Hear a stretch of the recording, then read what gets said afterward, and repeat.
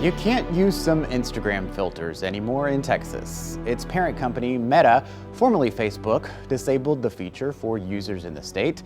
It's in response to being sued by Texas Attorney General Ken Paxton over accusations it's using facial recognition without users' permission.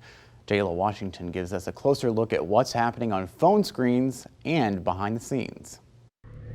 I love a good selfie just like many of you out there, so that is why this is such a shock. Here are some of the selfies I've taken with and without Instagram filters. You can see with the filters, my face looks a little more polished. Then there are others that more drastically change how you look. That's why there's a concern that some of these may be saving your facial data, though Meta says it's not.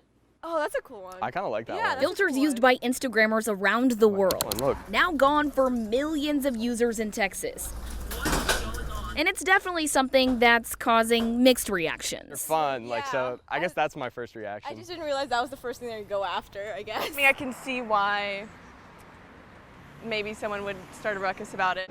This is the lawsuit that was filed back in February. Attorney General Ken Paxton worried about Texans' privacy. The lawsuit that was seeking penalties in the amount of $25,000 per person affected, which gets into the hundreds of billions of dollars. Omar Gallaga, a tax expert, says Meta does have a history of collecting face recognition data, though the company says it stopped doing that back in November last year. The heart of this lawsuit is, where's that data going? Who's using it? Are you selling that data? Are you reusing it for other purposes? If your face can be tied to other data and identified, and there's a lot that can be done. Meta, in a statement, calls the filters it disabled power augmented reality, also called AR, and is not used to identify anyone. So there are still some filters you'll have access to here in Texas. You can see there are still a lot to choose from, but I gotta be honest, the ones here just aren't as widely used as some of the others.